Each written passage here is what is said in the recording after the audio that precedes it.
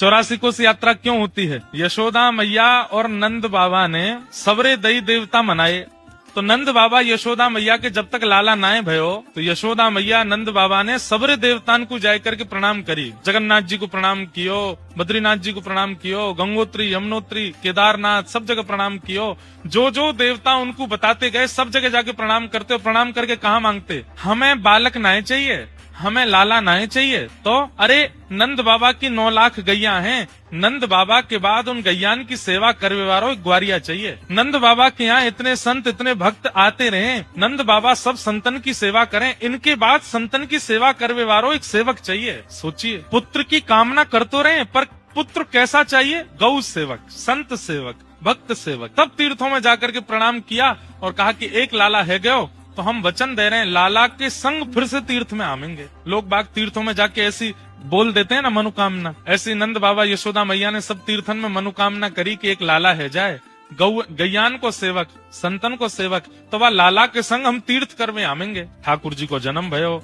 जैसे ही ठाकुर जी चलवे फिरवे बोलवे लायक भये, यशोदा मैया और नंद बाबा ने आपस में चर्चा करी, अब लाला चलन लगो, अब लाला बोलन लगो, अब हमें तीर्थ जानो चाहिए, चलो व्यवस्था बनाओ। अब महाराज बैलगाड़ी की तैयारी कर रहे हैं, सामान सट्टे सब रखते जा रहे हैं। सब ब्रजवासी भी एक है लिए, 100, 200, 400 ब्रजवासी भी संग है लिए। लेकिन नंद बाबा और यशोदा मैया की वृद्ध अवस्था देख करके ठाकुर जी के मन में आई, बाबा इतने वृद्ध है गए, यशोदा मैया इतनी वृद्ध है गई, और मैं नए के ही बड़ो भयो, अब ब्रजते बाहर ये तीर्थ करवावे मुकु ले जाएंगे, सालन लग जाएंगे इनको, और जो प्रेम ब्रज में मुकु विस्तारित करनो वो है ना पावे को, कहा करूं। नंद बाबा यशोदा मैया बड़े वृद्ध है गए।